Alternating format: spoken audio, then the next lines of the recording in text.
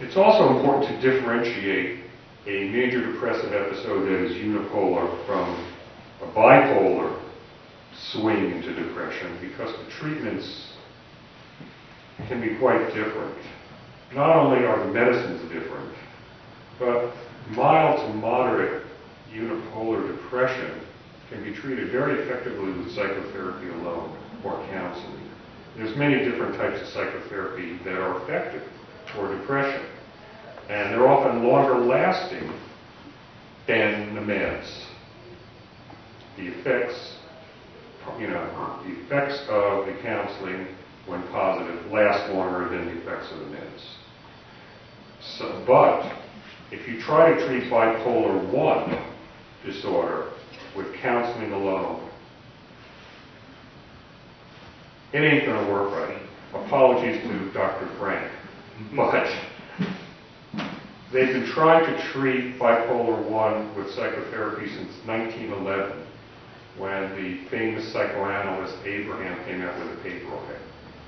And that's close to 100 years, and unfortunately, psychotherapy or counseling alone does not work for bipolar type 1. If somebody thinks that it does, show me the evidence, because I don't believe it and I've never seen it. Psychotherapy for bipolar 1 can be very helpful, but it is an adjunct to medication, which is the cornerstone of treatment, in my view. And the medications available today are much better than even 10 or 15 years ago. Now, severe depression, or depression with psychotic features, ought to be treated with medication as well, in my opinion, and in the opinion of pretty smart researchers who've looked at this. But for mild to moderate depression, psychotherapy is enough. It's more expensive, it's more of a hassle, it's more of a commitment than taking a pill, but it's at least as effective and sometimes longer lasting. Time's going by. There's one other mood disorder I want to mention, because it gets short shrift, but it's the cause of a lot of suffering.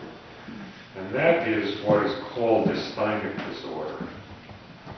Dysthymic disorder is like people who say, well, I've been down so long it looks like up to me. For dysthymic disorder, you have to have a chronically depressed mood most days of your life, most of the day, for at least 2 years if you're an adult. Kids can have it too, and it's only 1 year.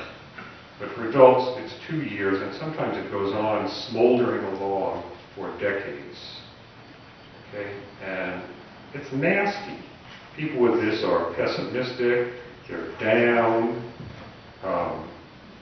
they often have insomnia or sleep too much, they have fatigue and low energy, they have difficulty concentrating or making decisions, they're hopeless.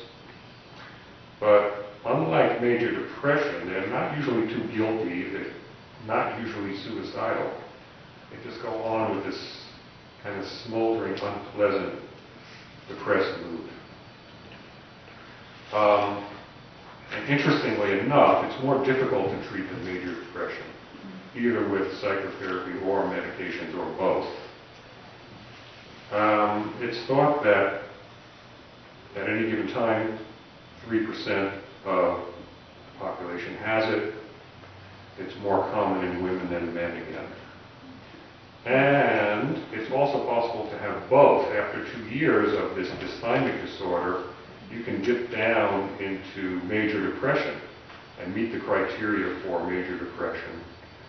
And then you have what's called double depression. Nasty, but more treatable than dysthymia alone, interestingly enough. So, there's, other mood disorders. There's cyclothymia, which is hypomanic episodes alternating with minor depressive episodes. This bipolar disorder, NOS, like my mentor had,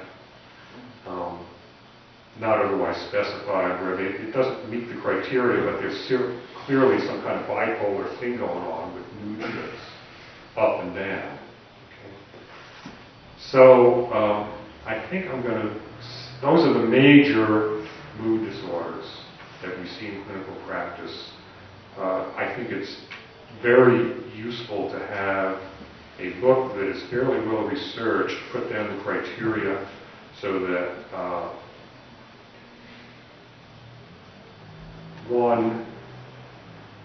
people who talk about these disorders, especially professionals, know it's sort of a shorthand. You know what it means when somebody says, well, somebody has bipolar 2. If you know this book, you know what that means. Furthermore, it can be researched, and furthermore, it's good to have these diagnostic criteria for treatment research, whether it be psychotherapy or meds or both, because you can get people who you're pretty sure have the same disorder who you're treating. So for all those reasons, it's a very good idea to have this. As I said, the DSM-4, in my opinion, is flawed. The DSM-5 will be coming out in 2012. It's going to be real interesting to see how it's different. It is going to be different. I could not give the same talk after 2012 because the criteria are going to be different, and we'll see how.